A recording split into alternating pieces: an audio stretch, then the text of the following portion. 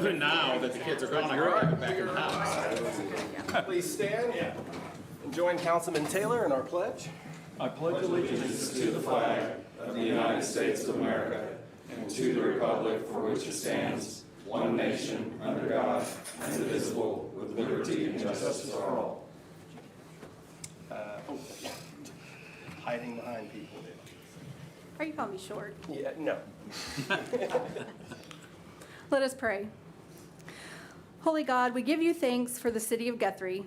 We thank you for its citizens, its staff, its employees, all of its workers and its leaders. As you keep watch over our hearts and minds, please guide and direct the actions of each person here tonight. May your grace and mercy shine throughout this meeting, into our community and beyond. In your name we pray. Amen. Amen. Thank you. All right.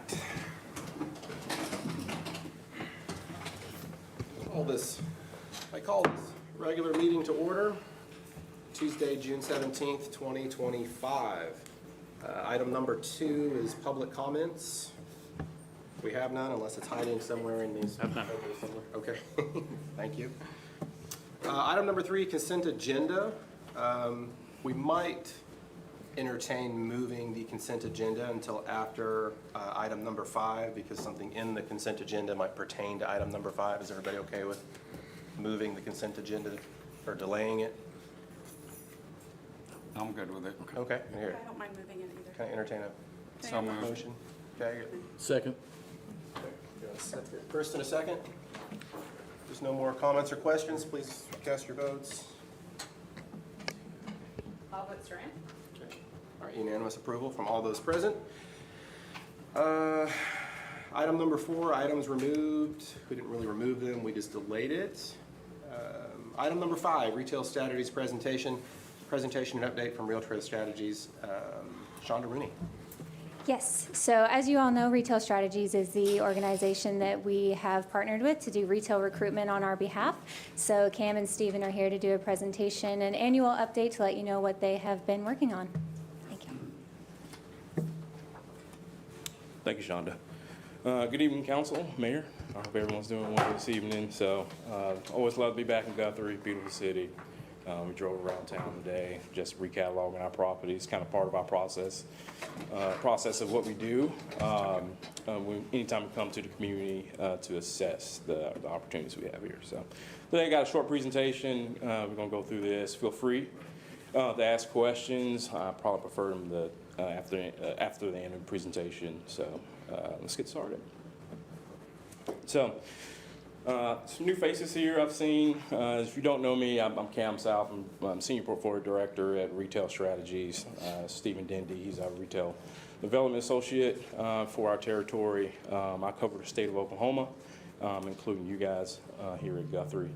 But we have an extended leadership team that's here to support us throughout out of all of our work and our team here that take care of you guys, including our marketing. So let's look at this as a rewind 1 year of when we got into this partnership with you. We want to look at the bases that we're covering here. So we always want to look at year 1 is understanding your community, knowing the opportunities here. We do a deep dive into the data, a deep dive into the properties that are available for us to go after, to recruit to, and to highlight and emphasize to retailers. So first 90 days, we call it the discovery phase. I like to extend that discovery phase the entire year because we learn new stuff every single day as we work in the community. But we're covering the bare minimums, the data. We're looking at your psychographics. We're looking at traffic patterns, many things that, a retailer is going to look at when they come and visit and tour your community. That's including the data analysis that I just mentioned. Boots on the ground. That's when Steve and I physically came to the market, and Clay's not here, where we toured your market. We took drone shots of properties, talked with property owners while we're in the market. We're cataloging, site size, traffic patterns. Is this the right egress, ingress for certain retailers? So essentially we're taking our consultant hats off, we're putting our retailer hats on and trying to look at your community through their lens. Day 60 to 90 mark, we create a custom void analysis. And we curate that down to retailers that will make sense that will work in a trade area as well as a community like Guthrie. So we curate that down. We start that initial outreach to those retailers to understand, hey, is this an opportunity? Is there a franchisee available? Do you need new construction? Do you need second gen space in the community? So we learn a lot in that first 60 to 90 days of understanding, the community, the retailer interests, the brands, and that will make sense for the community. Day 90 to 100, we deliver something called a recruitment plan. The recruitment plan is something similar to like a comprehensive plan, but nowhere near as detailed and as long, or the cost behind that. But we deliver the recruitment plan, just highlighting everything from day 1 in the partnership to the day 90 mark. So covering all the bases again, so you can have a playbook of understanding your community from what a retailer look like and from what a consultant like us are looking at your community through our eyes as. And from day 90 on, that's just active recruitment. That's Stephen, calling his contacts, calling property owners, reaching out to retailers, forming those relationships, going to trade shows, just filling out as much as he possibly can and highlighting the community so that retailer can understand you a little bit better. Let me go back one. And this is one of the many tools we use on the right side. That's your marketing flyer, or we call it a city flyer. It's just the bare bones highlights of what a retailer wants to look at. We can send them a 50-page data study of understanding one certain site. They're not going to look at it. They want to get to the nitty-gritty and understand what we're sending them. So we curate that to certain opportunities that we're reaching out to on behalf of you guys. So just a little data piece here. You look at, you type Guthrie in, you on Google, you see your little squiggly line there that shows your city boundaries. But, retailers are not looking at it like that. They're looking at it from very particular set points. That's 5-minute, 10-minute, 15-minute drive radiuses, 3, 5, 10 mile mile radiuses. They look at it from median household income. So many different type of data sets or study areas that they want to look at, because every retailer has a certain type of requirement to enter the market depending on that consumer. And one thing we're going to go cover here, we're going to cover the trade area here shortly, but keep in mind 70% of your core consumer. So our process, again, starting with the data and the prospects, running those drive times, those radius rings. We use something called mobile data tracking, or geofence. In short, and you can see an example of that there on the top right image. It has the darker colors are showing you where those consumers are coming in at this certain dot here. And I think we ran this here on the Walmart. Excuse me. And when we draw this line out, we're consuming, what the data is showing us and showing us on the geofence of the consumers. So anytime you have your phone out and you go inside a Walmart or wherever and it asks you, like, hey, here's a deal for today, or it says, hey, you want to use the store mode, that's geofencing. It's pinging your phone, and it's counting you as a consumer coming into that store. It's going over so many different things, like the dwell time you spend in the store. If you use the app, it's going over certain products you're purchasing. And we buy this data, or demographers that we work with buy that data to understand you a little bit better. And we're able to draw this through that data. So your current CTA, and this is your customized trade area, that line that you saw that we have drawn out. Again, that's overlaying multiple retailers, shopping centers, to, again, create that custom trade area or that consumer trade area. We want to make Guthrie look, as retail focused as possible. Again, that number is bigger than what you see in your city limits. That's, again, your core consumer is bigger than your city limits. And we want to highlight that and broadcast that out to retailers. One thing that we always bring to the attention is the opportunity gap. There's a couple other ways we can go after this, but your opportunity gap is your leakage, meaning that this is the amount of dollars that are leaving your community, being spent in certain different categories that could be spent or retained here in the community. So our efforts go after that dollar amount in those certain categories. So Stephen's, reaching out to whether it's a home and garden or clothing or food and beverage, hospitality, wherever that gap is covering or those gaps are covering, we chase after those tenants. And you can kind of see here, it's probably not visible really good, but you can see your different gaps or your leakage.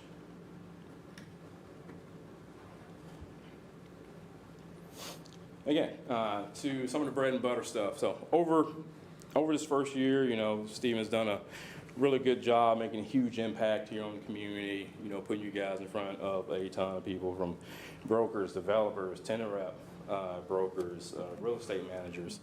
He's going to these retail shows such as ICSC Vegas, ICSC Red River, and presenting your market to them, presenting possible sites. He's connecting these property owners and landlords to these guys while at the show. He's bringing sites with him to explain it. But outside of the show, we want to utilize those contacts we already have here in the state. That's the bread and butter of really anything in commercial real estate is relationship-based and trust-based relationships. So, we want to understand, if this retailer can work in this community, and that usually starts with working with that tenant rep broker in the community. You can see the different prospects that we have reached out to over the past year, a lot with interest. We're going to get into kind of how we can place this and kind of the challenges here soon, but multitude of different categories and different brands that we're chasing. So I want to keep this in mind in everyone's mind. 18 to 36 months is on average of what it takes from opening and closing.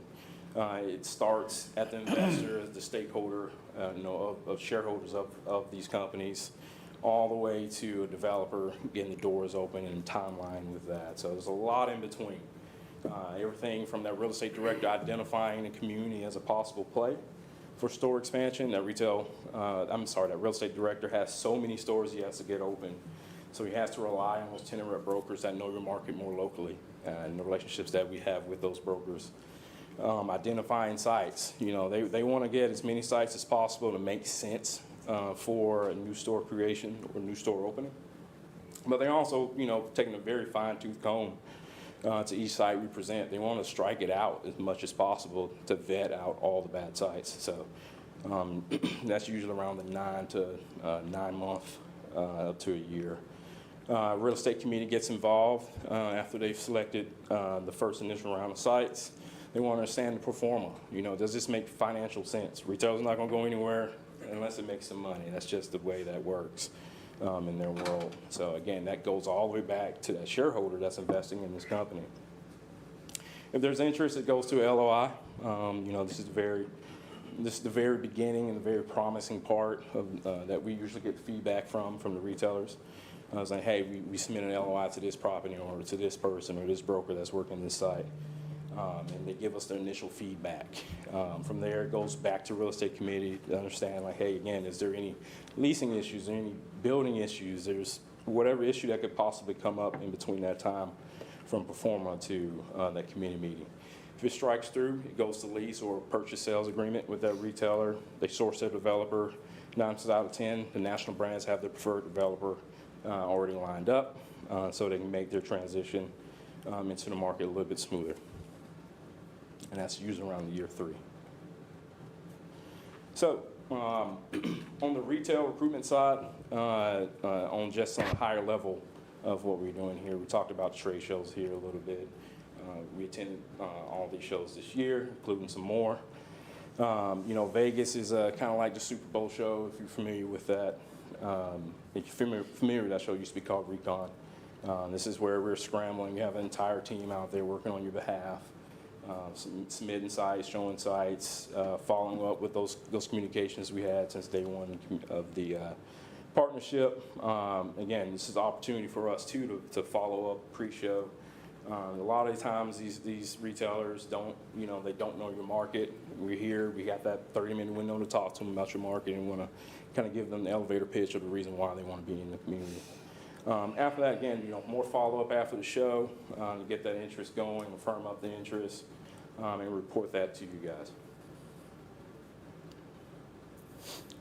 Again, it's heavy here on the conference. We have, again, an excellent year last year and to this year of these shows here. Our company attended about 15 plus shows all across the country. Our team, the Midwest team, which Stephen and I, we've attended 3 to 4 shows over the past year that is directly related to Guthrie. Again, ongoing efforts. Some of the challenges, if you don't understand real estate, just bear with me. But, retailers want to find an A-plus site. If they don't have that A-plus site, they're not going to be as intrigued and as willing to get a store done. So, again, what Stephen and I are doing, we're trying to understand, what requirements they need, where can we place them, what are our opportunities, what are non-opportunities. There's a way we can shift or have another opportunity put in front of them that may not fit their criteria to get that feedback. One of the other efforts, or one of the other things that we run into, especially with quick service restaurants, is having a franchisee. If you don't have a franchisee, a retailer's never going to come until there's an operator that has those rights to this area to get them involved. So a lot of feedback we have from, especially on the restaurant side, is, yeah, we'd love to be there, but we need a franchisee. So we're not in the headhunting business, so that's when we have to rely a lot on our relationships with these franchisee development brokers, and also calling up, hey, there may be a store that's in, in Edmond or somewhere else in the OKC Metro where we can, tap on that franchisee's shoulder and kind of tell them the story here, try to get them interested in the community. On property information, if you have any owners you'd like for us to talk to, Shonda and Eddie's been great on connecting us with property owners, which is leading to a lot of great conversations and some forward path for us to get things going. And we also open, going after brands that sometimes may not fit the vision, of Guthrie, just to get the feedback for you guys. So the worst thing they can tell us is no, but we want to tell you the reason why they said no. Like, what was it? Was it the site? Was it, the psychographics? Was it demographics? What's the reason why? So again, we strike a lot of those out off the initial first round of outreach, and we also go after those new to market retailers that may not be in OKC Metro, but that says, hey, we met them at Red River. Excuse me. We met them at Red River and say, hey, I've always wanted to be in the OKC Metro. I always wanted to be in Guthrie. Find me a site. So there's different opportunities for us to go after, but there are, again, those hurdles that are in place that we sometimes can't get over immediately, and it takes a little bit more time and creativity to get over.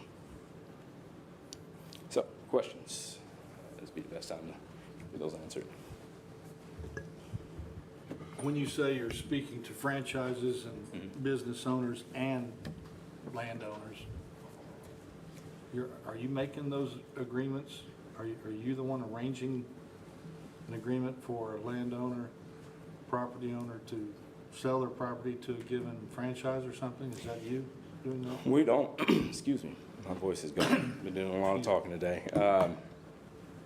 We don't transact the deal. We're simply the matchmaker. Think of us like the Match.com of retail and real estate. So Stephen will call, he make his outreach to a property owner, get a list of items like how big is the site, if they have a lease rate, if they want to sell it. And he curates that and puts it into the retailers, or puts it in front of retailers for them to understand, hey, here's an opportunity for you based off what, you need to enter a market. We think this is a great fit, great opportunity for you. If you would like to know more, let me know and I get you connected, with this landlord or this property owner. So we don't transact that. We're not brokers here to broker deals. We're here to consult on the landlord side, municipal side. But there's certain hurdles in that we get. It might be the best piece of property in town. They don't want to sell. So there's only so much we can do with that. Applying pressure.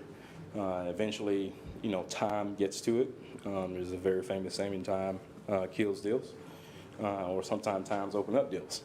So sometimes we have to wait, but we don't transact deals. We just match them together. Thank you. Anyone else have any other questions or comments? I do. So in your gap analysis, you provided some leakage based on a trade area. where did you all find that data?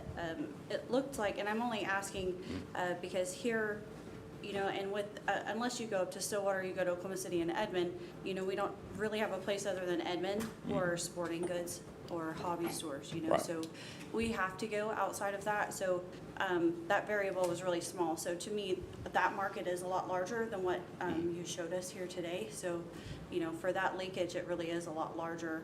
And that sort of franchise would be very advantageous here. Oh, yeah. Especially here, Langston not being very far away, and also a large sports school as well, and as well as neighboring communities here that come to Guthrie, even just for Walmart, would also benefit from a franchise there. So, I also didn't know if you guys pull any of this data maybe from locals here to see what sort of franchises they were looking at as well. Yeah, so to answer the first part of that question, there's a couple variables or a few variables that come into play. Again, when we talk about that consumer trade area, we're looking at that core 7% of that, as well as those numbers are relating to that core 7% of that consumer. So, yes, there is a leakage for sporting goods. Here's the caveat of this is, these sporting goods boxes are usually large, 30,000 plus square foot of space. In today's market, new construction for these guys that pay market rate rents or below market rate rents, it's kind of tough for developers that, hey, I can pencil this out for you and you can cut a deal here. It's just, ever since pre-COVID, it's just price of construction, inflation, it's making it hesitant for new construction. And other challenges that we're up against here, especially topography and having a 30-acre site that's flat, that has utilities, that has everything to it, makes it a little bit tough. So it takes a little bit more time and coordination, more on the public-private partnership to get these brands in, which we've already got the ball rolling for a lot of this. So I would love to have a sporting goods opportunity come into place here. I think it's definitely needed in this community, especially on the outreach of the consumer trade area that Guthrie expands out to. So. Okay, thank you. Okay. Any more questions? Shonda? Okay. Yeah. Well, Well, we knew going into this it was gonna be a multi-year deal. Yes. So I'll make a motion to approve the next year. I'll second that. It's on the consent agenda. Yeah. That was just a Is presentation. it on the consent? It's on Is the, it? Okay. Yeah, we'll do that next. Okay. Well, I'd like to thank Retail Strategies for coming today. Thank you so much. Oh, thank you, Council, Mayor. Thank you, guys. Yes. Thank you. All right. Okay, let's do item number 3 then, consent agenda, items A through E. Anybody want to make a motion, or do you want me to read them all? Motion to approve is written. No, don't read them. I'll second We have that. a motion and a second. Any further questions or comments? If not, please cast your votes. Okay, all right, unanimous approval for the consent agenda. Item number 6, Crossland Construction Agreement, Pocket Park Project. Shonda Rooney, I'll let you describe this. Yes, thank you, Mayor and Council. We received a bid from Crossland Construction that came in under budget for the completion of our Pocket Park project. We did receive an additional bid just to ensure that we were getting the best price, but here we are. If y'all have any questions, I'm happy to answer them. Are they ready to start if we approve this? Yes. Okay. Okay. Any other questions for Shonda? I'll make the motion to approve this. Okay, we got a motion. Is there a second? I'll second. Okay, we have a motion and a second. No further questions or comments. Please cast your votes. All votes are in. Unanimous approval for the Thank you. Crossland Construction Agreement, Pocket Park Project. Thank you, Shonda. Item number 7, 201 North 13th Street Special Use Permit. I'm going to read this one. Discussion, consideration and possible action to approve or approve with conditions, amend or deny an existing special use permit to eliminate condition number 4, which states no receptions, meetings, parties, etc. are allowed for a bed and breakfast within the R1 single-family dwelling district for a property located at 201 North 13th Street per PC application 24-011 or 011. Mr. Casey. Thank you, Mr. Mayor, Council. Yeah, I'm just going to add that this was continued from the last meeting, so it was continued from the June 3rd City Council meeting. The council directed staff to determine a maximum occupancy for the structure. So with all the available information we had, staff determined that the maximum occupancy is 28 people. So I'll just say with what the mayor had said, the request is still for the elimination of condition 4. So if you have any questions of me. So I'm going to make a motion to approve originally what planning kicked back, which I believe that what this is, eliminates, there's no exceptions in it. That's correct, that condition, I right? second. Yeah. So, Okay. We have a motion and a second. Is there any questions or comments on this? That So easy? this removes all restrictions, period. yes. Well, I will make a comment, and I said it in the last meeting. I don't know, the understanding that the receptions or meetings for guests that are staying there, that's up for interpretation or what? Dan? It would be, no, as indicated, that they would be able to have any, type of meetings or that inside. It would not allow for any outdoor activities, but if they wanted to have the Girl Scouts there or a garden group there for a meeting book club, that would be allowed. It just would not include any of it to be outdoors. So no Yeah. large receptions or that outdoors. Where does it say that? Say what? The outdoors, no outdoors. That's it's in the current code. Okay. Yeah, and it's basically how it's defined, because a traditional bed and breakfast doesn't have those activities. It's all usually inclusive indoors.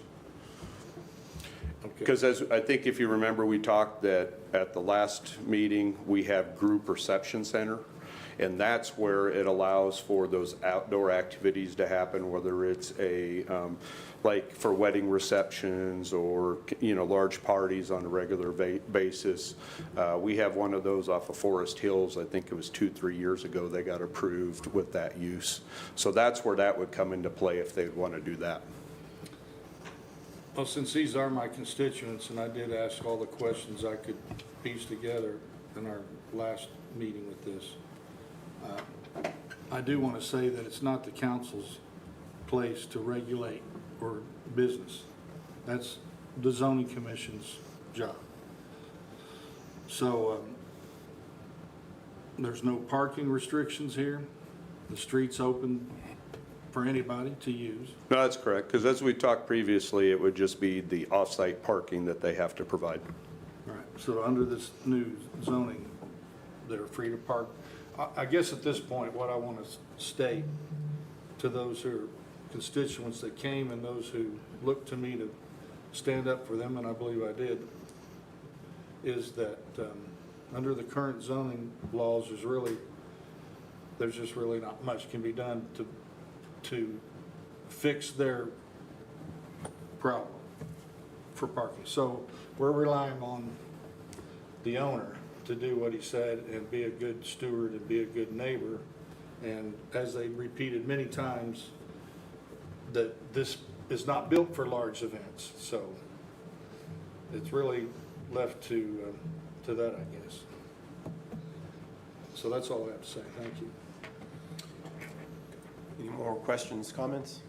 I did want to comment that I did go back and read through Z's letters, and I did go out to Mr. Martindale's property, and I did review the records, and there were questions even for him and the other property owners out there as to the alleyway and the easement. It had been vacated, so that is additional parking space along there as well. It's 10 by 24 feet long, and that does allow for additional parking outside of the parking he can provide there.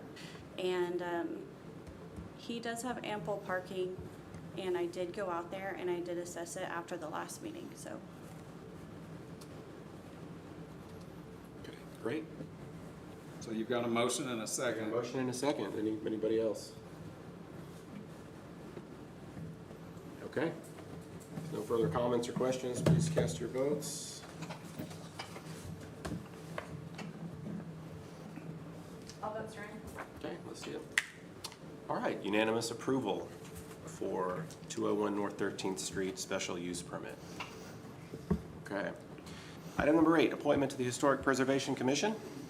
Discussion, consideration, and possible action to confirm the mayor's nomination to appoint Lisa Kennedy under an ownership position to the Guthrie Historic Preservation Commission to fill an expired term through March 31st, 2028. Mr. Casey.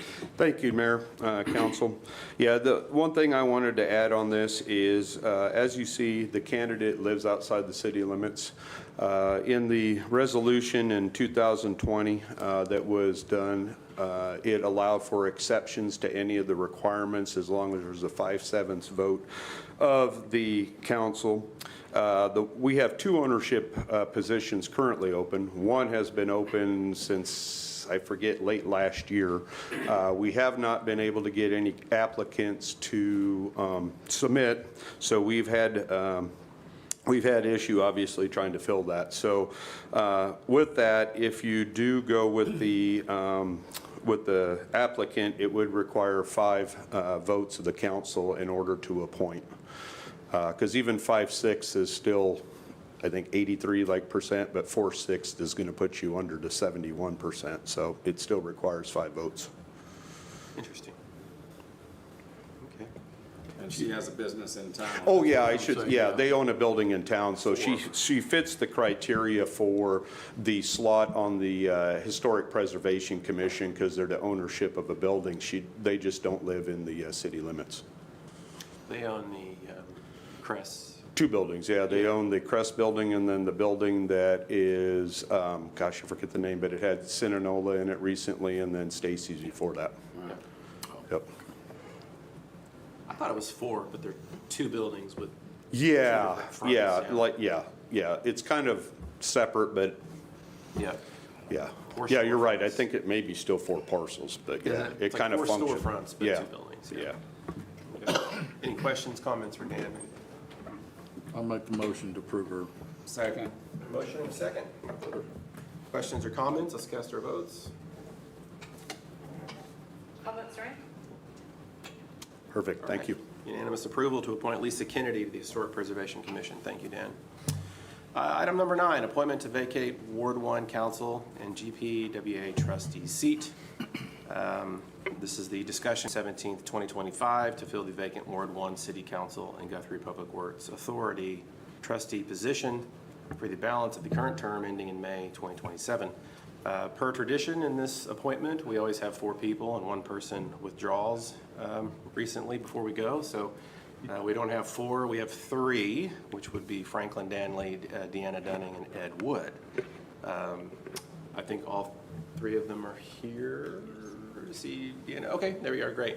So the way this will work, I jokingly call it American Idol. The reason why I call it that is because each person goes up to the podium, will answer questions in front of everybody, and this is obviously televised and put out on the web. What we will do is kindly ask the 2 that is not being interviewed to step into the other room. That way they cannot hear the answers and then copy and repeat. And then we'll trade that out, correct? Okay. Yes, sir. All right.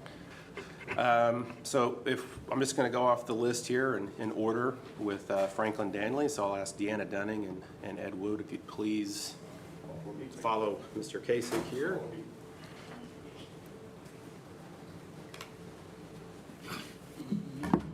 All right.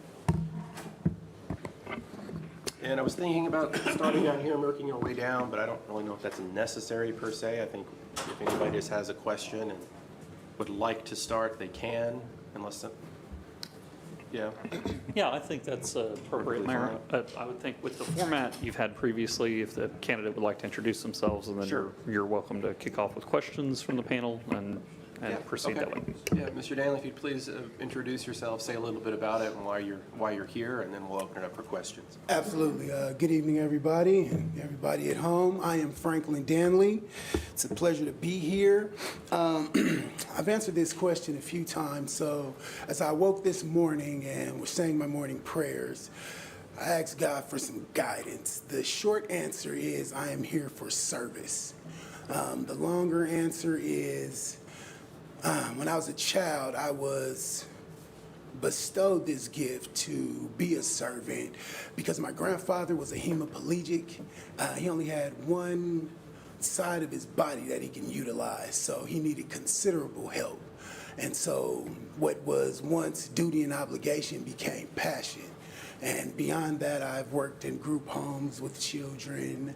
I have worked at Job Corps, Westview, so this has been my life's work to just help people and serve. It's one of the philosophies that I live by.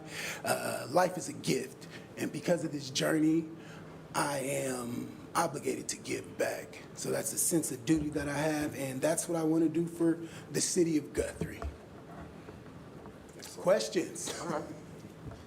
Questions for the applicant? I have two questions. The first question has two parts, and you answered this question previously, but I think it's important for the public to hear the answers to these two questions. And I know that when we did this last time, the other three members of the council didn't hear the answers to the questions, so I apologize that this is a repeat of the questions that I asked, but I think they're important questions for the public to understand. Political scientists generally say that legislators, which is what the city council is, it's a legislative body, have three roles. Those three roles are to provide direction through implementing public policy, that's passing ordinances, budgets, plans and things like that. That's one role. The second role is to provide oversight once you have developed the policy and decided where the policy is going to go, which direction you're heading, to ensure that the city staff implement that policy according to what the council's direction is. And then the third role that a legislator has is providing constituency services. That's answering calls from your constituents and then advocating on their behalf if they have legitimate concerns to, the appropriate person, in this case, we call it the city manager, and say, Mrs. Smith's trash service wasn't picked up this week. She's called Laidlaw, why is this happening? So my first question is, given those three roles, which do you consider to be the most important of those roles? And then the second part of the question is, why do you consider that to be the most important role? I would say policy. Policy is a guideline and it dictates how we should operate. And in any government, I think that should be first and foremost, so everybody will have a clear understanding of what has to happen and what's going on. Okay.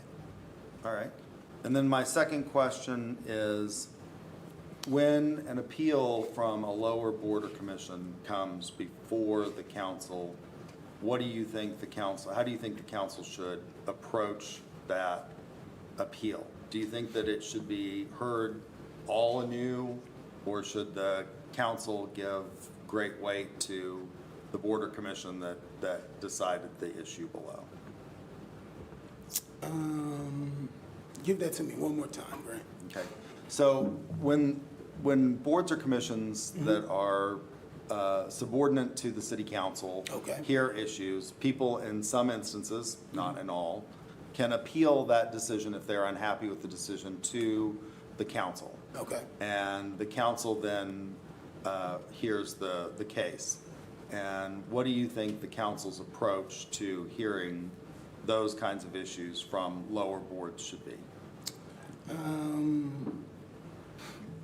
They should sustain that board unless they have acted erratic, haphazardly, or legal terms arbitrarily, or capricious. Yeah. Okay, those are my questions. Thank you. I'll jump in here, Mr. Daniel. Yes, sir. Thank you for putting in your name to Oh, serve not a this problem. community. I thank anyone who does that. One of the biggest things we have in our community is the capital improvement tax. Are you aware of the? I am. Yeah. Providing all of the items that we have with that in town, which one sticks out to you that you think is the best that we've done? Public safety. So the EMS station is going to go up. That's very important.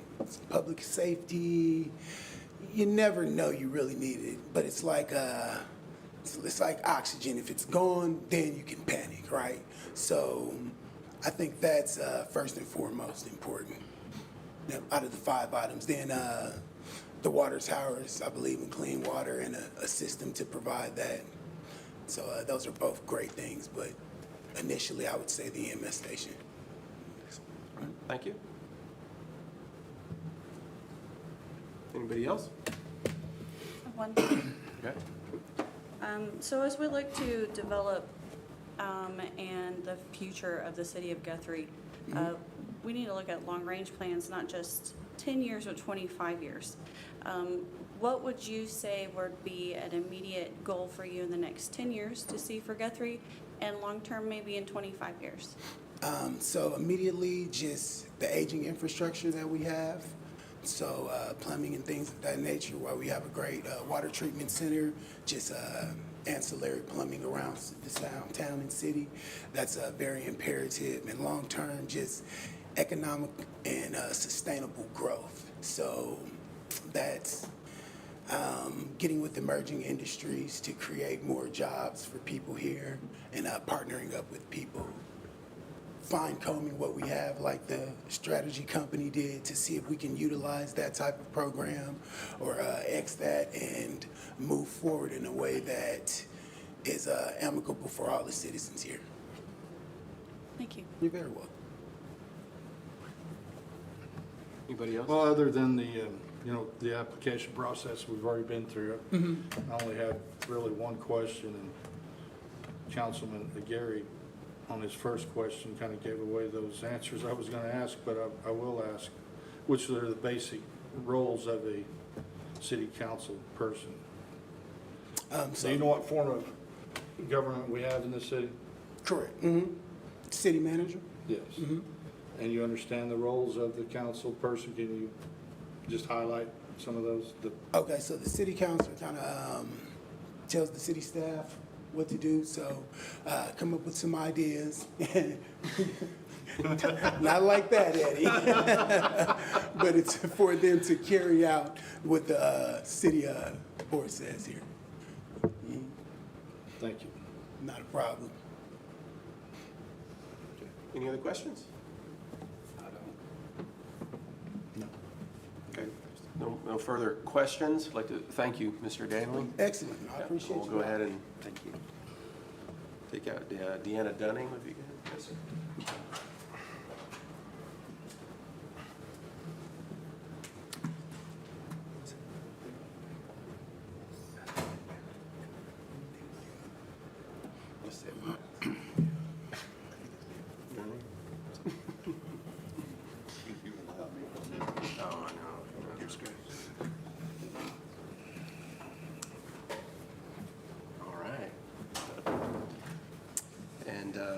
Mrs. Dunning, thank you for applying. I appreciate anyone who puts in for any kind of service to this city. Yes, I appreciate it. If you please state your name and tell us just a little bit about why you decided to put your name in for this appointment, and then we'll open it up for Q&A. Okay.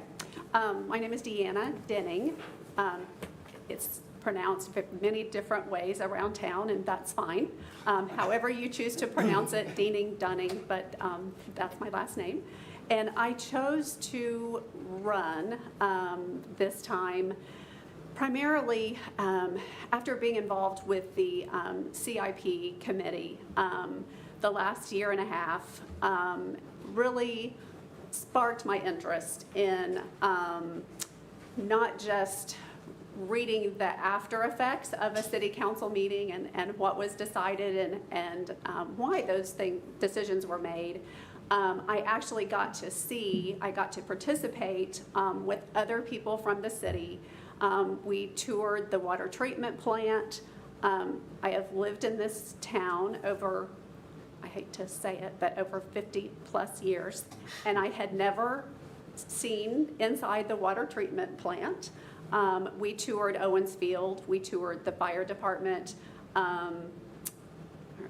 the swimming pool, the municipal pool at Highland, and several other area projects that really opened my eyes to needs, wants, maintenance issues, and things that I thought, okay, if I'm going to continue to be a resident of this town, I enjoyed kind of adding my 2 cents to the committee to have input into those projects and budgetary issues and things of that nature. So I did not think I was going to be on American Idol, but here we are. So with that being said, to answer your question, really with the CIP involvement just sparked my interest into trying to get involved further and participate in the forefront instead of the after effects. Okay, all right, thank you. Members from council would like to start our questioning.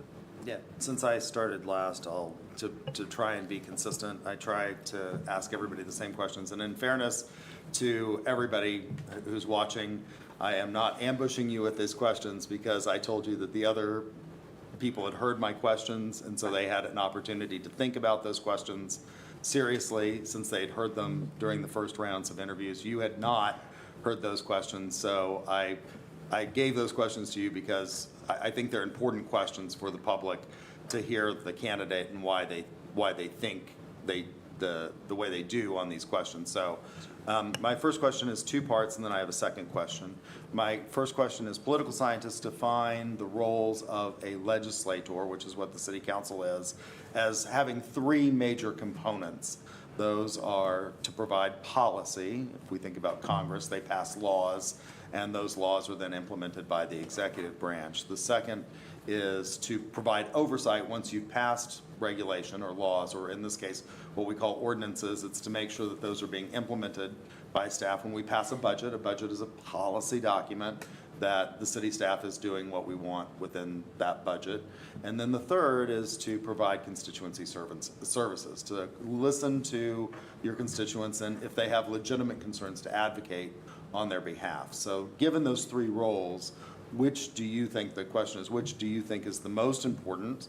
And then the second part of that question is why?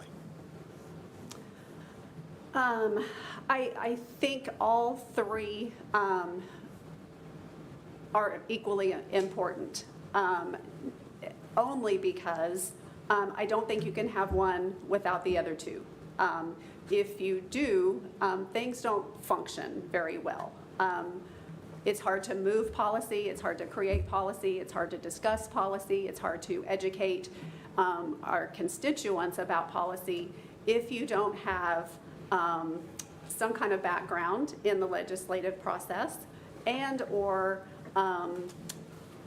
being accountable to our constituents. So kind of to answer your second question, I think the most important of those 3, of all 3 being important, I think the most important of those 3 is to be a representative of the constituents in our ward, because without them, I mean, if we just come up here once a month and sit at a city council meeting and do what we want to do, without that input of those people, I don't think we're being a very good community servant, which is what this is, obviously.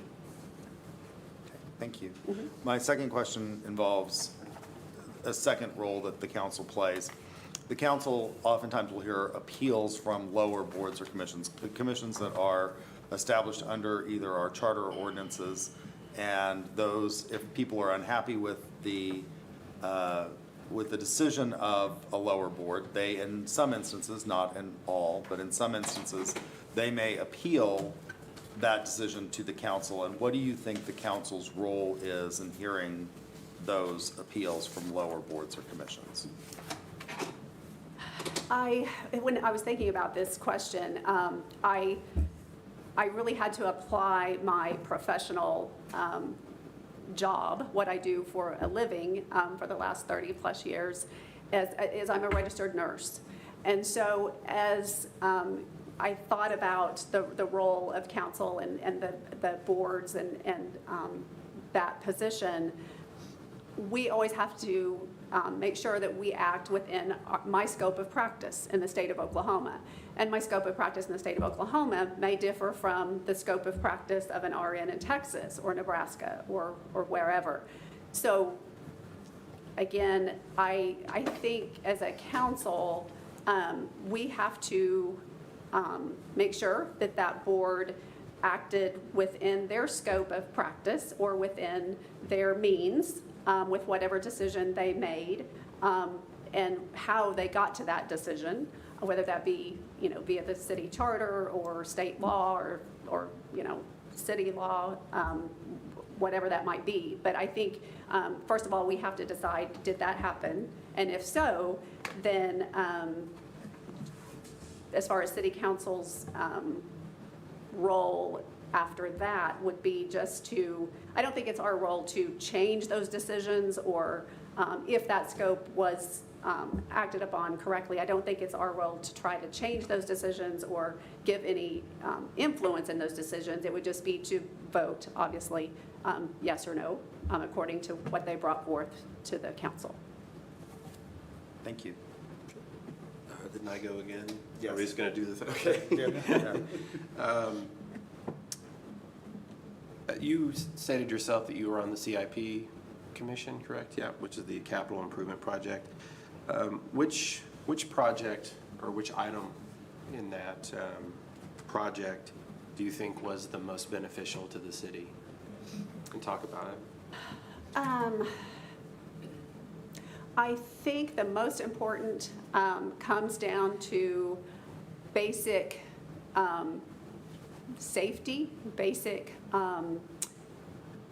needs of all of us is water, water resources, water to the city.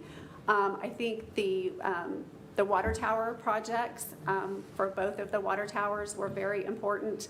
Obviously, when you don't realize how bad they looked, and I can only imagine what the inside looked like until you compare the before and the after, night and day. Just, they're so beautiful now. And also the last few months, we were in dire straits because of the weather and the lack of rain that we had, and Guthrie Lake was just almost barren, just a sad situation out there. Thank goodness we've had a lot of rainfall, and that is not a problem. We're kind of at the other end of the spectrum with the rainfall. But with that being said, I think the most important projects would be infrastructure, just water to the city, always watching what that looks like. And then I think there was a booster pump or something on the west side for the Cottonwood that was repaired as well to help that flow of water. And it's just things we don't think about. We obviously take for granted. I do as well. You turn on the shower, you turn on your washing machine, dishwasher. You don't think about, where does this come from? The city obviously prioritized that, and I think that's was the main important project. Okay, thank you. Councilman Williams, do you want to, or somebody else? It doesn't matter. No, she answered my question. Where would you like to see the city of Guthrie be in the next 5 years, 10 years, 20 years? I know I'm stealing what you were saying, but that's what I asked, but where would you like to see us? I have one question, so it's okay. That's a hard one because I have lived here for a long time, and don't laugh, Adam. No. You said 50+ years. Yeah, I can't believe that. But anyway, it's true. Guthrie is a unique town, city. I work all over the state of Oklahoma. Our proximity to Edmond has always been a detriment, only because a lot of people work outside of Guthrie. And so we stop on our way home to grab groceries, to grab dinner, to grab whatever the case may be. I was very interested in the gentleman's project that first spoke, because I think this day and age, it's going to take people like that to assist us, because just us here in town as citizens, we always think, okay, well, if we could just get a Garth Brooks to come and invest some money here, or, you know, it would take a celebrity of some sort, like Pahuska, or like some of the other towns who have had that happen, because we can't do it on our own. It hasn't happened in 54 years that I know of, and I don't see it happening in the next, you know, 5, but we have a great start. And I think it was gonna take community, it's going to take partnerships, it's going to take communication, and it's going to take younger people stepping up and getting involved, because I mean, if Facebook isn't it, you know, sitting behind your computer and typing, you know, this or that, or what the city did or didn't do, that doesn't cut it. It's going to take younger people taking an interest in this town. And my own daughters, I mean, they were born and raised here, went to school here. They don't live here anymore, but they are just now, one's almost 30 and one is 25, and they are just now kind of seeing, like, okay, Guthrie is kind of a pretty cool town, but it wasn't so much, you know, when they were here. So it's going to take that younger generation just getting involved and knowing that this city has something special to offer that you can't find in Oklahoma City, Norman, Moore. You can always go to those places and visit, but we've got to get younger folks involved. So I want to ask, and I'm going to ask this one because I've asked this one to others, and I've already have their answers. I don't need them again. But I will make a quick statement before I ask the question. And this particular question is because how you answered Councilman Aguirre's initial question was dead on. It takes all three. Policy implementation and constituents, it's all of them. At least that's my opinion. That's the way it's always been. So with that being said, if you were in a council meeting and an issue came up that you were 100% for that issue, whatever, and I could give some examples, but I won't, okay? And all of your constituents, and I mean you've talked to 100 plus of them, literally, were dead against it, what are you gonna do? And knowing that that vote is gonna create a policy.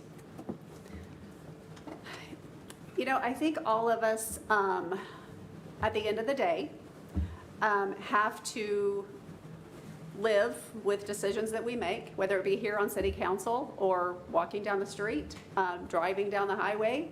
There's decisions we have to make. And personally, I would like to lay my head down at night knowing that I made the best decision possible for the constituents that voiced their opinions to me, and hold that at the highest regard, because I don't think any of us would be in the seats here today or standing here if we didn't have some sort of higher calling, which also includes an obligation to our constituents and to the people that we represent. So if we're just here to run our own meeting and our own agenda, I can do that at home watching it on TV. I don't have to talk to anybody, but I don't think that's what any of us want to do. So, and thank you for that answer. Yes. The last thing I have is, do you have any personal or professional relationships that may hinder you as a councilwoman? I don't. I kind of wish I did, but I don't.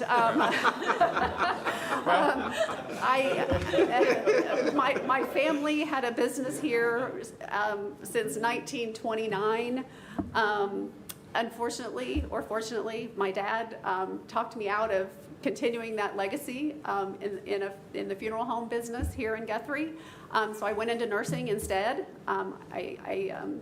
Sometimes I regret that, but anyway, so I don't have a business here. I don't have a lot of interpersonal relationships with people that have businesses here or would have any conflict if I was chosen for city council. I work from my home. I travel all over the state of Oklahoma to take care of injured workers and go to their appointments and schedule surgeries for them and then follow them after that until they return to work.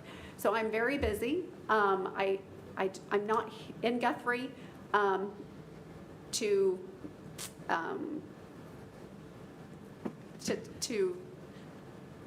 let my job interfere with my role on city council or being available to city council. But with that being said, I don't have any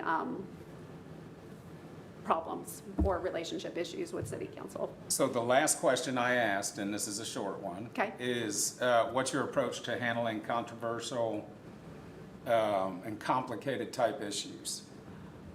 Well, that is a perfect question for what I just said about my job. I act very independent. I work very independently as a nurse case manager, but I case manage catastrophically injured workers in the state of Oklahoma, which means there is usually an insurance company, there's an insurance adjuster, sometimes there's attorneys, there's physicians, there's the injured worker and their family. Most times I have to meet that injured worker in the hospital, a lot of times at OU, our trauma center here in Oklahoma. And I walk into that room as a complete stranger, and I'm their case manager, and that's all they know. They have just been notified that their loved one was in a work accident, and things change on a dime. But in that process, I have to earn their trust, and I have to earn their willingness to share with me on a moment's notice some of the most intricate, delicate medical problems that we could ever imagine. And I have done that job for about 14 years now. So I feel that I have very kind of can turn on a dime type skills. I have the ability to communicate with lots of different types of people. I left an appointment this afternoon at St. Francis Hospital in Tulsa, and I was watching as I walked out the doors, and I just left my injured worker, and I looked at the flower bed, and there was a high school age kid with a 5-gallon bucket, and he was weeding the flower bed at St. Francis. I saw an ambulance come around the corner, paramedics, EMTs, delivering a patient to the ER. I saw dietary staff pushing a cart down the hall to go up to the hospital floors to deliver food to patients. And when I went to my car, I thought, all of that just happened in a 3-minute interaction as I was walking to my car. But it takes a village. It takes everybody. And I don't care if you're the janitor or you're the CEO of St. Francis, I'm going to treat you and speak to you and communicate with you the same way. And I think that's what we all, I think at the end of the day, need to think about. Thank you for that. Yes. That's it for me. All right. So on your application, you had listed the civic activities that you have served on here locally, and helping community Paws and Claws is wonderful, and also being on the board for the Hope House. And you've mentioned being on the CIP board, that committee as well. How do you think serving in those capacities were different than serving on CIP, and how have you been able to relay what you've learned from CIP to maybe those who didn't quite understand the inner workings of what many of us had to go through whenever we were in there and learning so many intricate pieces of infrastructure and needs, and how far to stretch that what might be 14 million in sales in tax dollars by the end of the term. So how do you think that was a difference? I think the main difference that first comes to mind is I'm going to take the Hope House for an example. Mm-hmm. And that's kind of why I come back to the infrastructure and the water issues is a lot of the folks at Hope House, and again, it's a hierarchy of needs. They can't actualize a water need for the city of Guthrie when they haven't had food in 3 weeks. So to answer your question, it's a stark difference because CIP, we learned about, and we were willing to learn about, how the city functions, the projects that were on the table, and the vote that went out, via Facebook, via social media, to kind of have the city, have the residents pick which projects were important to them. But at the same time, there's a lot of people that are very intimidated by this process, by this, just you guys, believe it or not. I mean, oh, he's on city council, oh, she's on city council, we have to be careful what we say or how we say it. So again, just being able to get down on their level and understand where different people are coming from, because where the angle I come from, the angle you come from, where some of our constituents come from, are not all the same, and that's a good thing. But at the same time, I can't expect people to ask certain questions. Or another example is just knowing the difference between what a city function is and what the county function is. If you don't live in the city limits, if you live outside in the county, the city charter, the city runnings don't apply to you. And so some people don't understand that, and that's okay. But we just have to educate them as to what our role is. So to answer your question, it was starkly different from CIP to being on the Hope House board. But I will say being on the Hope House board was much more rewarding personally than the CIP, but I did learn a lot, and again, that's why I'm here, what brought me here. So I hope to help in all realms of, whether it be the Hope House, HCPC, you guys know I volunteer a lot with the animal shelter as well, so whether it be A, B, or C, it's all very rewarding. Thank you. Okay. Any other questions for the? I had a follow-up based on your answers, and based on Councilman Bothroyd's question. Again, in public policy analysis, research, political scientists distinguish between, in a democracy, preferred by most and most preferred. And based on your discussion of the differences between your experience sitting on Hope House and dealing with people in a different situation than policymakers, which do you think you should follow if you have to make a choice between what is most preferred and preferred by most? And then how would you rationalize that decision to those people that you have to answer to? That's the hardest question of the evening, Grant. I apologize. It's a follow-up to what? A very political science question, and that's not my forte. But I guess can I restate the question? I think Sure, you're asking. absolutely, yes, absolutely. What would be the most important to follow? Mm-hmm. Yeah. Okay. Between policymakers. preferred by most and most preferred, which are oftentimes mutually exclusive categories. Yes, yes. Not always, but oftentimes. Yes, yes, I would say most of the time mutually exclusive.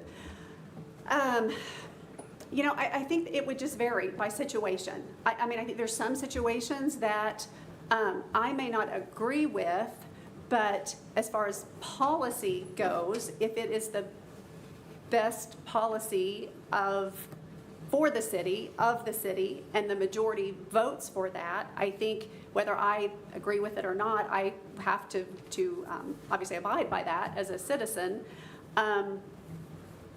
The remainder of that question, as far as, I think we also have to take into consideration, again, the citizens, the people that don't have a voice or that may not know how to verbalize that voice, or to, and if I am the only person, and they are, in my ward, and I'm the only person they feel comfortable verbalizing that to, then I would take that information to the different constituent wards, the different councilmen, to relay that information. So I think, I don't know if that answered your question, but I think it just would depend on the situation at hand, and then what group kind of held the most weight for the most good. I'll give you an example, a specific example that I think is relatable to you, and how would you handle this? So you're a nurse and you have to deal with people who are critically injured, and in many instances, right, you're going to have to tell a patient that they're going to, let's say they are injured on the job and they have a traumatic brain injury, okay? And you're going to have to tell the family and this patient that they're going to have to do things that the patient, I mean, it's been my experience in human nature that patients don't want to do. I mean, there's lots of studies that suggest this, that people don't take the full course of antibiotics, right? They get to feeling better and they stop taking the Save them in the antibiotics. cabinet for the next time. Right, yeah, for the next time. Yeah, yeah. That's bad, Yeah. right? And how do you tell people, like, you really need to, I mean, you have this traumatic brain injury, you're going to have to go through months of rehabilitation and make it relatable to them so that they understand what is most preferred, which is this long-term outcome versus a short-term, Yes. I feel better if I don't do the physical therapy, if I just lay here, Yes. so. And as their case manager, I number one, have formed that relationship with them, first and foremost. Because if I come across as I know everything, and this is what you're going to do, and this is why you're going to do it, and if you don't do it, I'm going to call your employer and tell them that you're not going to physical therapy. If I come across that way, they're not going to like me, number one. They're not going to trust me, and they're not going to particularly do what maybe they should do. Whereas if I have a relationship with them, a positive relationship, and I gain that trust, and then I can explain to them, okay, this is why the doctor has ordered A, B, and C, and this is why physical therapy is so important, and this is why you take all of your antibiotics. But there again, at the end of the day, I also have to realize, because burnout is real, especially in healthcare nowadays, that's a whole nother conversation. But I also have to realize that I can only do so much, and I can provide them with that education and the reasons why, and give other patient examples of, okay, Mr. Jones didn't go to therapy and his knee locked and they had to do a second surgery and he was out of work for another year, and so on and so forth. But at the end of the day, I have to let it go, because I've provided the communication, I've provided the relationship, I've provided the education. And if they still choose not to participate in their own care, again, personal responsibility. We all have, at the end of the day, a responsibility to do what we need to do. But if they choose not to, I've done all I can do. And you just kind of have to learn to let it go, and do the best you can. Thank you. Yes. All right. Any other questions? I think she's answered everything for me right at this point. I could ask a few more, but I'm not, because I thought that what we're doing is asking the same questions that we've asked before and prior, but I see. apparently Okay. not. All right. Anything from this end over here? No, thank you. Okay. Thanks, Deanna. All right. Thank you. Thank you so much. At this moment, we're going to take just a 3-minute break. And then 3? 5-minute break. And then we'll continue with Mr. Wood.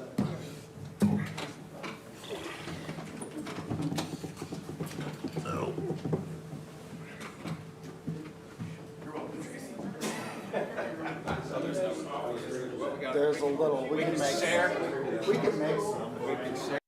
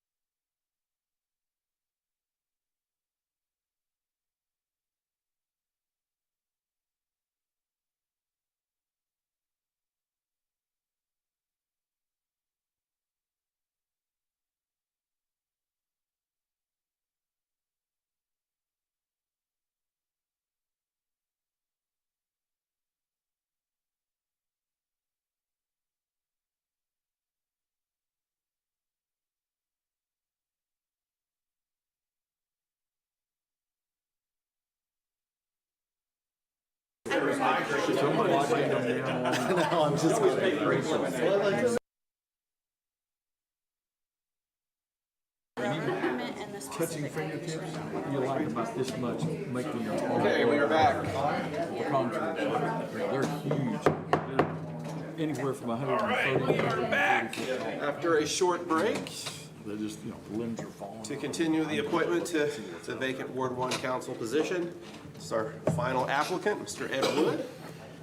And so what we'll have you do is just state your name, even though I just said it, and give just a description about yourself and why you decided to have this apply for this appointment, and then we'll open it up for Q&A. Okay, well, my name is Ed Wood. I live here in Guthrie on East Washington. I have been on city council before. I've been a vice mayor before, and I have some extra time now, and I figured this would be a good time to step back up and do community service here on the council.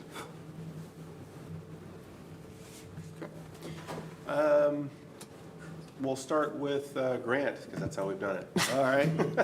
So you've heard these questions before. I've asked the other candidates these questions, and I just think that it's important that the citizens hear the response, and the other committee that interviewed the last time didn't hear the question. So I apologize that you're getting the same question again, but at least you've had time to think about it, hopefully. So political scientists say that there are 3 roles that a legislator does when they become a legislator, and the city council is a legislative body. Those are setting public policy, oversight once that policy is set, and then the third is constituency services, answering the phone calls of the people who call you and say things like, my trash isn't picked up and I've called late law, why is this happening to me? And which of those 3 do you think is the most important is the first question. And the second part of the question is, why do you think that is the most important? Well, listening to the citizens is what we're here for, especially in our ward, but to be for all the citizens in Guthrie. So if we hear an issue that needs to be taken care of, the first thing we do is we come to city staff and ask what's going on and see what's going on, or take a look from the citizen that's having an issue. It is very important for that we look after that first off. Second off, there are things that the city council has to look at other than for the management of the city. And at that time, that's when we as a city council get together, discuss when we are in session, and between us one-on-one at times, to find out what would be the best course of action to take to keep Guthrie moving forward. Okay, thank you. My second question is, in many instances, the city council has to hear appeals from subordinate boards that are formed either under the charter or by ordinance that the council has passed. And what is the appropriate standard of review that the council should take when a citizen is unhappy with the decision of a board or commission below and they appeal that to the city council? Well, city council has it has what it needs to do is to listen first to the different subordinate commissions and boards and find out what their idea is, also from city planning, from everybody else, city staff. It is still the citizens' right to disagree with that ruling.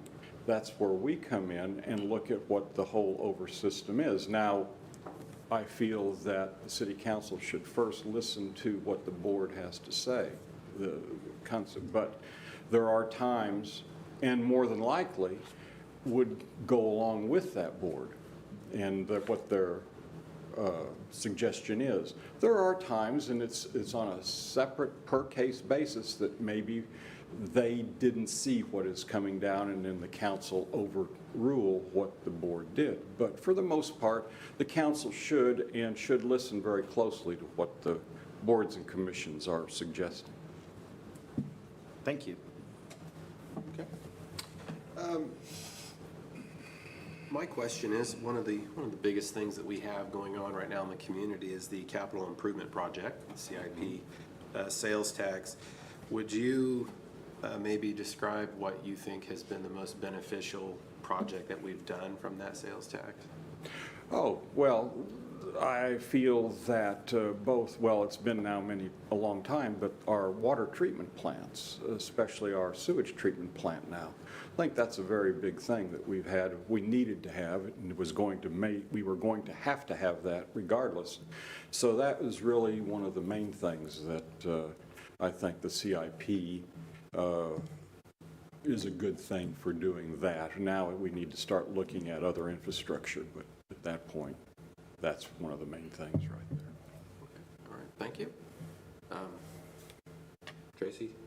Well, you took my question, basically, but what was your most exciting part of being on the council? What was accomplished that you valued most highly? Well, I think we did a lot of, when I was on the council, we were able to put to bed the RD1 problem that we had for many years. That was one of the things. We brought Leroy Alsop on as city manager, which I feel has really taken Guthrie a whole new step, and now our new city manager, I think, is just really taken off and Mr. Faulkner is doing a great job under the leadership or in his footsteps. So that was some of the bigger things that we were able to do. Thank you. Okay. The only thing I haven't asked, and I haven't asked you, is what's your approach to handling controversial and complicated issues? And this is the only question I'm going to ask because, just like with Franklin, I'm not going to repeat the questions that we've already went through in the initial interview, and their questions are probably sufficient at this point. So that's my question that I didn't ask you in the initial interview. I asked him. Conflicts need to be talked out. We need to have a dialogue, whether it's between the people on the board or one-on-one with a person on the council, or keeping it under a quorum of 3 people speaking at any given time, but it has to be talked out. If there's conflict, then there's always going to be conflict. Everybody has different thoughts on things. We may never always agree. There are times that, we will never agree on certain things, but at least we can talk it out and find out what we're going to do and how we're going to do it, and at least come to a common consensus and carry on from there. All right. Thanks for that. Okay. Okay, Jeff had Jeff, asked do you have before. No, you did. go ahead. Go ahead. Okay. So it's been a little while since you haven't served in this capacity, but you have had a long time to observe. And since you hadn't served in this capacity, do you like the direction the city has been going? Yes, I feel the city has been progressing in a positive direction. It always moves slowly, but I have not seen things just that I would be extremely angry about of the way the city has gone since I have been out for the last 5 years or so. Right. Is there anything that you would look to change or may have guided a little differently? Not being a part of it, there's really nothing that I could say I would change. Thank you, sir. Okay. Jeff? No, Can I believe the other 2 candidates were asked what they saw as their vision for Guthrie in the next 10 and then 20 years. They were asked that. So I'll ask that. Okay. I like to see the I-35 corridor be extended and expanded on for tax revenue for all sorts of different types of enterprise and business. I feel that the downtown historic district should stay historic. It needs to be maintained, obviously, but it kept historic. That's kind of our identity.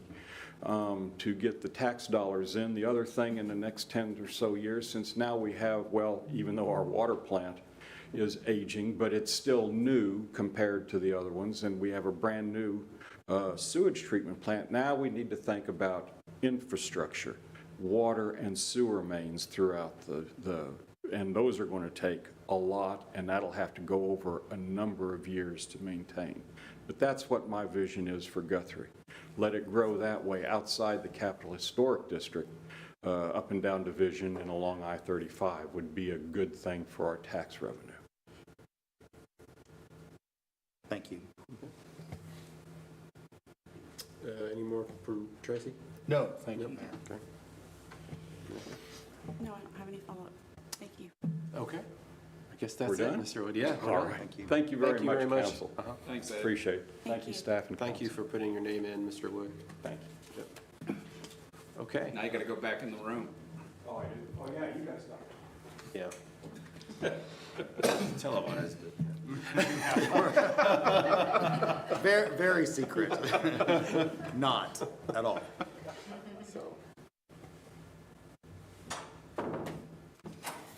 So I would like to make a comment, if I may. And we need to put, obviously, we need to fill the seat if we can. I think that based on what we saw this evening and in the past, and what's gone on, is that Deanna is probably the right candidate. And I'm going to make a motion for her. I'll second it. Okay. We have a motion and a second. Any other conversation or discussion? Okay. Cast your votes. All votes right? Okay. Unanimous approval to appoint Deanna Dunning to the vacant Ward 1 Council position trustee seat. Okay.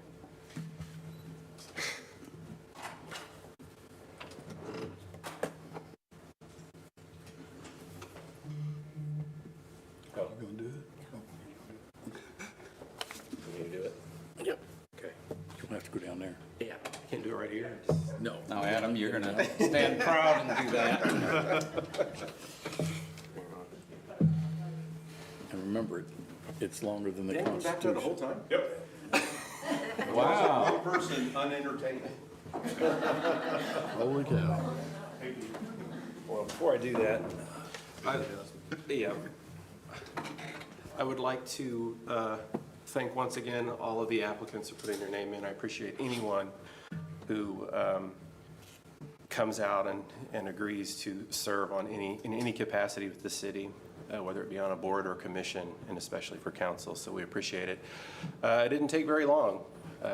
We have already voted, and if Mrs. Dunning would meet me up front here, we will swear you in.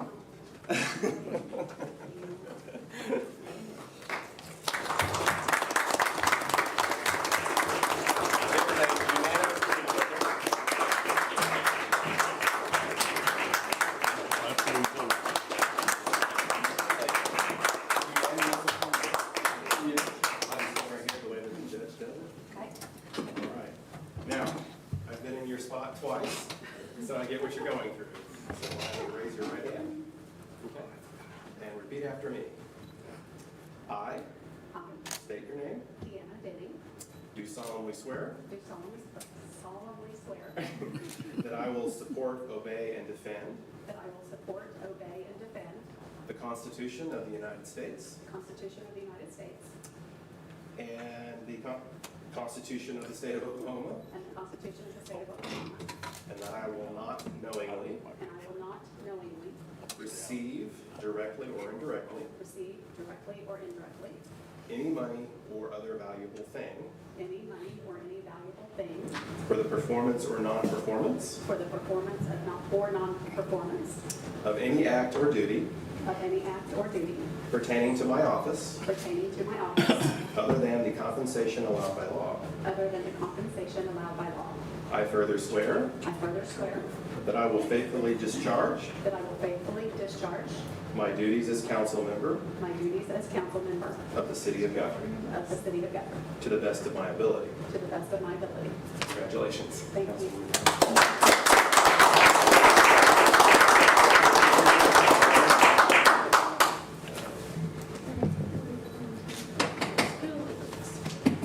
There we go.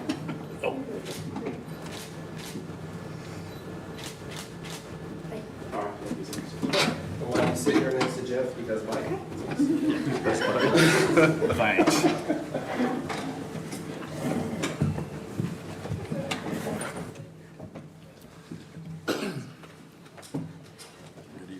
Did your teeth do like Steve's and go twing? Yeah.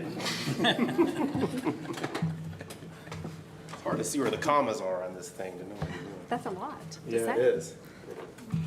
Okay. All right, now that we have the oath of office for the Ward 1 appointment, that was item number 10. We'll do item number 11, the election of vice mayor. Discussion, consideration, and possible action by the city council to elect a vice mayor for a term of 2 years expiring the first city council meeting in May 2027.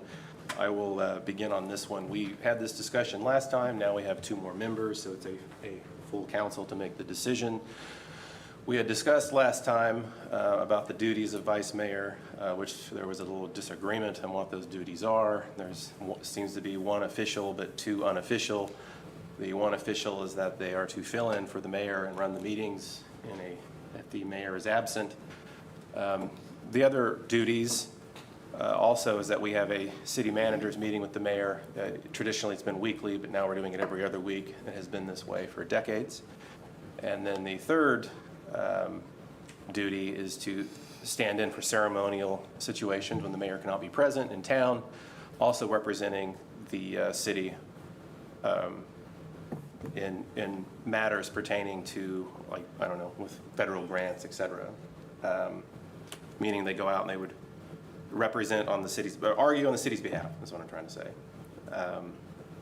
But we didn't tend to agree on that, so let's open this up for discussion again, if you would want to. Well, I mean, as far as discussion for what, on who a nominee might be on this? Well, no, just there was disagreement last time that that is one of the requirements, is to be available during the day for. I don't know if, I think everybody on here has a job, and so that may take precedent in availability for anybody, potentially not.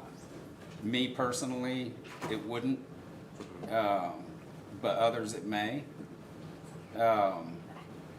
I think that longevity on council deserves an opportunity to be vice mayor. Traditionally, we've made that change every 2 years since I've been on, 10 years. And that's why initially I was nominating Jeff prior to all of this, you know, the past 2 councils that we went through. And I'll still make that nomination because I think that longevity and opportunity should be granted to everyone that wants that opportunity. I would agree, but however, I would then go back to, it's not just about wanting the opportunity, it's about actually being able to fulfill the requirements and represent Guthrie. And that's going to happen at 11 o'clock. I do agree with that. Yeah. And so, but I don't know that that's up to you and I to dictate. I think that would be up to the candidate to make a decision if they would be able to responsibly handle that position or not. I also agree. However, having spoken with everyone on this council and knowing kind of their daily lives, like you said, you and 2 others are not available during the day. No, I said I am one of the ones that are available. I do what I want. Okay. If I Okay, may, I don't have to report to anybody. if I may Adam. say, Sure. please. Yeah, go ahead. I searched the city charter today. I also looked at OML to try and find some clarity on this, and I can't find anywhere that the vice mayor is expected to be anything except to replace the mayor when he's out of town to run this meeting. That's all I can find. Well, yeah, I said that. It's the only thing that's actually in the charter. But Right. but just because it's not in the charter does not mean it's. But still that's not what, this council governs by, the charter. Well, I know. I'm not saying we govern off the charter. I I'm know, just but saying- we don't make up our own rules, is what I'm saying. We govern by the charter. Right. And that's what we do. Right, I agree. And so, with that being said, that's what my motion is. I'll second that. And For so- what? For Jeff. Okay. To nominate Jeff.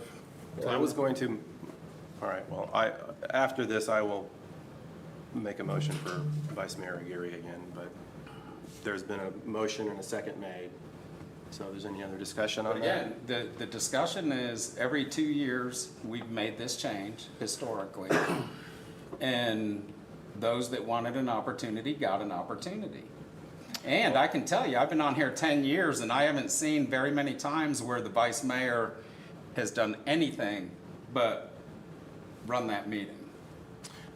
I did check the history on it. In the last 20 years, there's been consecutive vice mayors in a There row. has.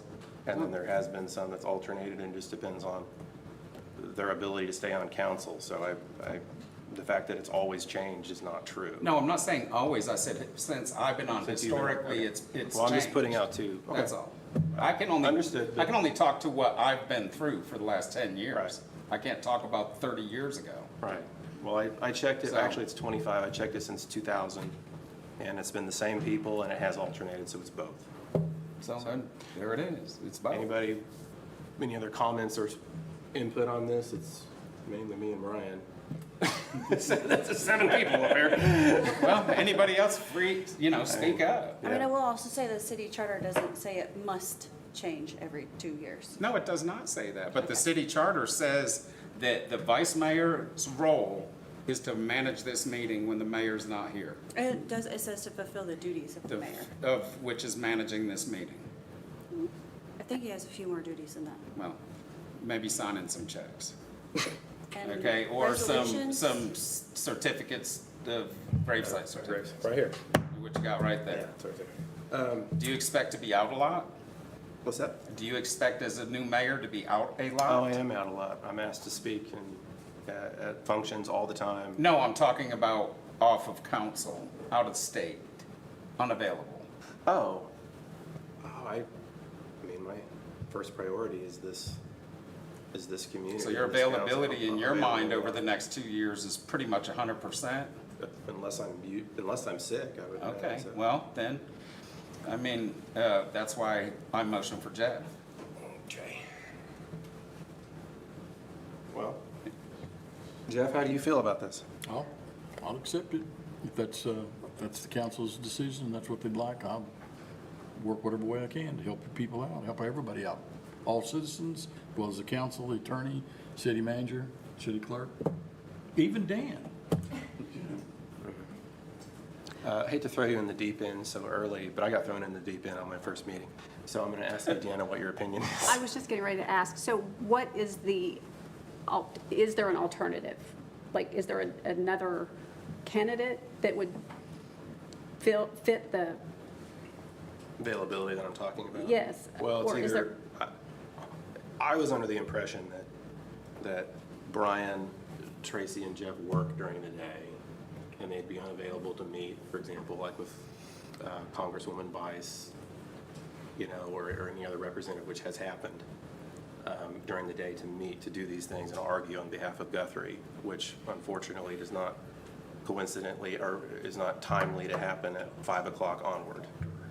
So to answer that, though, I do work during the day. But I thought you did. But listen to me, I do work during the day, but everybody rolls up to me. I don't report to anybody. So my schedule is 100% availability for whatever is needed. And anybody in this community that's ever called on me knows that. Okay. So, I also think, Maneka, do you fit that criteria with availability? Yes, I work for myself. Okay, and then so does Grant. So Grant works, so all 3 of you work for yourselves, or I work for a corporation. all 3 of you are available during the day to perform mayoral duties, that's what I would say. And then Well, we guess just Tracy hope you and don't, we just hope you don't get sick over the next 2 years. Other than that, you'll be here, right? I hope so. Okay, but you don't plan any extended travel or No. movies that are gonna take you away for months at a time or any of that, right? No, Okay. I don't plan on that. All right. But there is more to it than that, though. There's a meeting with the city manager. We go Then over- that's not a prerequisite either. I know it's not a prerequisite, but it is important and it happens. I know. So, does that answer your question at all, maybe? Yes. All right. Well, the only person who has not said anything is you, Vice Mayor Aguirre. What are your thoughts? Well, I mean, this is, and I will admit this is self-serving, but Brian is correct that the city charter is, if you look at formal power, again, he and I have had this debate about there is a difference between formal power and informal power. And part of what I view the job of being vice mayor as is not just running the meetings, but it is being available to when our congressional delegation shows up.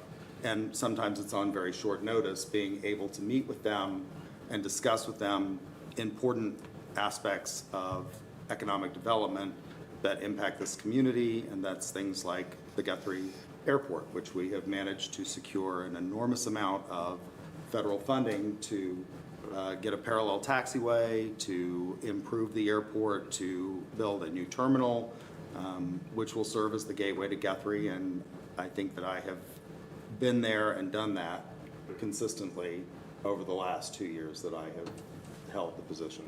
And you have, and I'll make a comment on that. Didn't we elect you to be on that board, the airport board? It was a confirmation of the mayor's nomination when Mayor Gentling, yes. So you're on the airport. Investments would have happened with or without you being vice mayor, right? I think, Brian, one of the things, again, formal power is the position that the vice mayor brings to when I meet with Congresswoman Bice and when I meet with state legislators and when I meet with the ODAA. And it's not just the airport, it's about other issues as well. For example, tomorrow I have agreed, because I was vice mayor in the past, and we were not sure if there was a conflict with Adam, to go and represent the city at OML's regional council tomorrow at 10:30 a.m. So, I mean, it's not just the airport, it's not just, you know, that, it's a lot of different functions that I think that I have gone to over the past 2 years and represented the city. If I can interject something in this, I think the conversation is good in the direction it's going, but I don't think that there's anything that requires more of a burden on the vice mayor than does the mayor. And there's no requirement that the mayor attend all those things. That's not part of what, when you sign up for mayor, that you have to agree to all that. And I don't think that there's anything in state law or the charter that creates any further obligation to the vice mayor. It doesn't, but it still doesn't mean that it's not good to do that. It's We're part, not it's gonna have what I growth. view as being part of the job. We're not gonna have It growth. comes back to a perceived power thing, is what it comes back to. Okay, with you, right? Because again, what I'm hearing is, and just to be quite transparent, throw it on the table, is that if you weren't vice mayor, the things at the airport wouldn't have happened. I don't think that you can to be more than just what the charter says. And, you know, I mean, the charter doesn't tell us where the restrooms are in City Hall, but, you know where But that's that not my is. question. The question is that would we have gained the same funding without you being vice mayor versus you being vice mayor? That's a legitimate question. I don't know. Like I mean, it's impossible to prove a negative.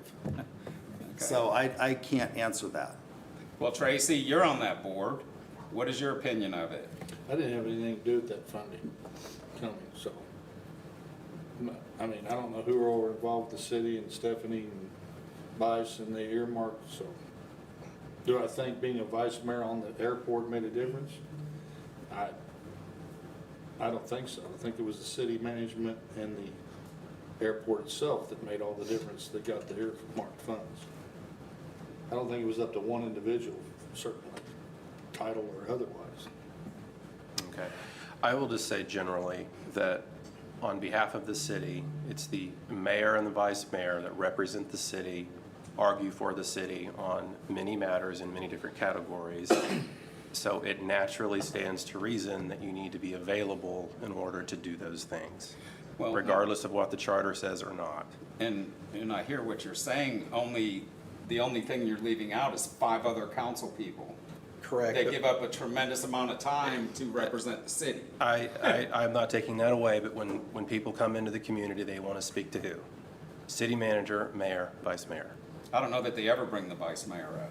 Yes, they do. And if I cannot go when they ask for the mayor, the vice mayor needs to be able to step into my place. Again, Today, I thought I was supposed to go to OML, but I was not going to be able to go because I had prior commitments in Shawnee on a different board. And Grant Aguirre was going to step in for me because I had 2 conflicting issues with city matters. I don't know if anybody else would have been able to go to represent Guthrie, and that's my point. but so what happened? That meeting is tomorrow. Oh, so it wasn't today. So what, but, yes, but Okay. we thought it was, but that's just my point. So I was gonna go to Shawnee to represent a board and a commission, but I'm on there with the city, and Grant was gonna go in my place to OML, but OML's tomorrow. But the point is, that's our point, and this happens a lot.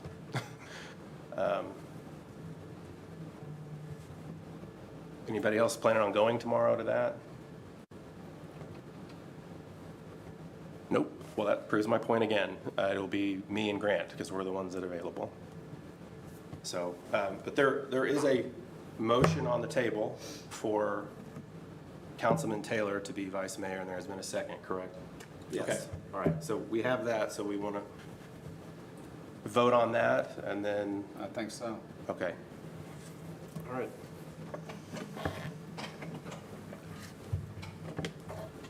All votes right. Okay. And it passes 4-3 to appoint Jeff Taylor as the vice mayor. Congratulations, Vice Mayor Taylor. Number 12, city manager's report.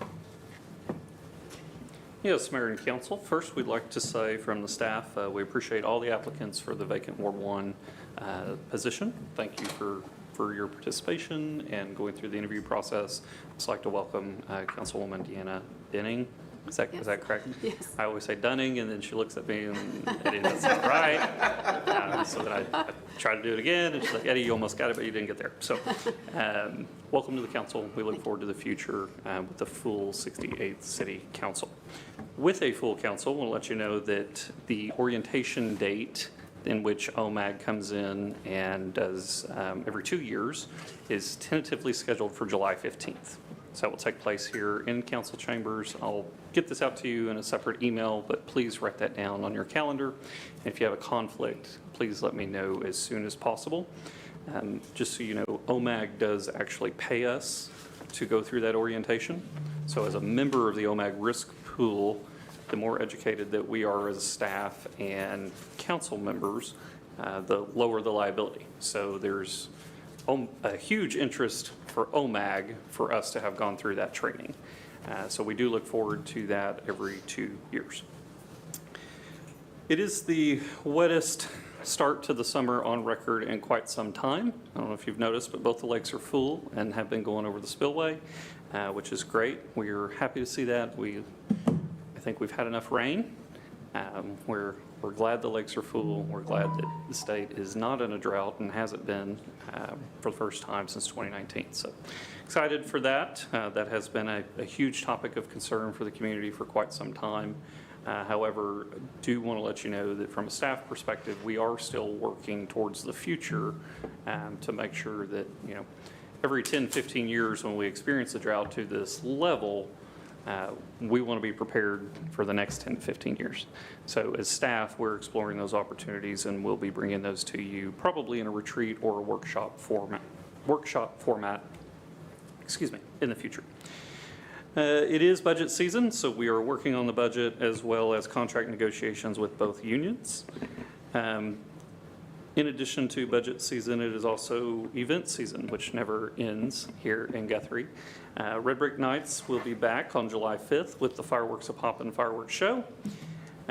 Several events over the last weekend, one at the Rock with excuse me, bike night, and then also Pops and Hops, Guthrie Brewery & Co.'s first event where they closed Harrison off and had great attendance. In fact, the brewery staff let us know they couldn't handle any more people on Saturday afternoon, Saturday evening. So although the weather was not fantastic, it had rained 4 inches overnight and then was very muggy. Folks were still out and about and shopping in the community, so that's great to see. I did send out an email this morning to council and staff. I'm sure you've received it. We are still working through the permitting process with BNSF to repair the Cottonwood Creek water main crossing. If you'll recall, the council authorized staff to execute contracts in an amount not to exceed $600,000. I'm pleased to share that with the engineering and all permitting, the total amount comes to $476,704.46. So $476,000. Granted, we're not to construction yet, but we are well under that $600,000 figure, and want to keep you apprised of that. So in your email, you received a bid tab sheet from the 2 companies who bid the projects, as well as a task order from Myers Engineering, which details all of the fees for engineering and permitting through this process. Another note in my email this morning, we did identify a water main that runs parallel to the railroad tracks from approximately East Warner to College that has never been permitted. So while we're in this permitting process, BNSF was very kind to let us know that we either need to permit that water line or move it. And so I said, well, I really need to get water to the west side of the city, and that's my top priority right now. Can we phase this out? Can we look at, maybe replacing that water main in the future or permitting it, say in the next 15, 18, 24 months? BNSF appears to be receptive to that idea, but that's something they're not going to let us push too far down the road. So keep that in mind. That is something we will be working on. And then lastly, as the mayor previously mentioned, we will be hosting OML tomorrow with the regional council at Meridian Technology Center. And that's all I have for you, sir. All right. Thank you, Mr. Faulkner. Item number 13, request comments from members of City Council. So we'll start down here. Councilman Williams. No, sir. Okay. Vice Mayor Taylor. Thank you, staff. Dan, you did a great job tonight. I appreciate you. Kept it under 5 minutes, 10 minutes. Almost 5 seconds. 5 seconds, yeah, you really did. And I think it's going to be great. Shonda, what you're doing is really going to be fantastic, too. I really appreciate your ideas and what you put together. So, and other than that, welcome. Thank you for running. I appreciate it. Thank you. Thank you. Okay. Councilwoman Denny. Thank you, Dan, for entertaining us in the American Idol back room. Thank you, council, for your vote. I look forward to working with each and every one of you. Thank you. Councilman Geary. I want to thank the people who took the time to apply. Again, I think it speaks volumes to the community that we have, that people want to serve, because in many small towns, it's increasingly difficult to find people who are willing to put their names in and to step up to the plate. And so I think that's commendable for all of the candidates. Unfortunately, we only have one position, but I appreciate the fact that you all were willing to do that and step up. I hope that you continue to be involved in the city of Guthrie and helping us move the Guthrie vision forward, and participate actively in that by getting on boards and commissions and serving in those capacities, because we need those as well, and there are lots of vacancies. So I would thank you both for applying, and thank you for your willingness to serve. I appreciate that, and that's all I have. Okay. Councilman Buffer. I echo exactly what Grant said with the candidates. You guys have been up here 3 times now. Been through multiple interview processes, and I thank you for that. And to welcome Deanna. And then that's all I've got. Okay. Congratulations, Vice Mayor Taylor. Thank you. All right, I just want to thank everyone in this room. It does take everyone and everyone who has put in their time, energy, and effort in our town. It does take an entire village, and that's what we have here. Team Guthrie does a great job, and it does take us all. Thank you to the candidates again for being willing to stand up there and give all of your answers so willingly and with all of your candor. It takes a lot to do that, and it's greatly appreciated. And please look to serve the community continuously until you get to where you want to be, if this is where you would like to sit. So I appreciate everyone, and thank you very much. Okay. I'd like to piggyback off of what Maneka and Grant has said, and thank you both for applying and going through the process. I also want to thank everybody who applied in the last round as well and going through the process. I said this in the beginning. I echo with what they say. Anybody who's willing to serve in this community, my hat's off to them. It takes up a lot of time and a lot of energy away from your family to do this. And this is not a paid job. This is a volunteer position. All of our commissions are volunteer positions. It takes a lot of time away. So anyone who's willing to step up and serve in that capacity, I appreciate it very much. Congratulations to Councilwoman Dunning. So thank you for being on board. I'm sure you're going to do great, and I'm really excited. Thank you. Also, congratulations to Vice Mayor Taylor. You're going to have to get used to it, and we'll get you a hat that says Vice on it. Oh, fine. I appreciate that. Make sure you wear it. But congratulations to you, sir. Thank you. And with that, that is all that I have today. But don't go anywhere. We have a second episode. It's really quick. But this will adjourn our city council meeting, and then we will open our City of Guthrie Public Works Authority meeting Tuesday, June 17th, 2025. Item 2 on the agenda is the consent agenda, items A through D. I'll entertain Mr. Chairman, I move approval of the consent agenda. Okay, we have a second and a second. Okay. No further comments or questions? Let's see the votes. All votes are in. All right, unanimous approval. Look at there, seven dots on the board again. It's been a while. Item number 3, items from the consent agenda. Any items removed? There were none. So then, item number 4, we are adjourned.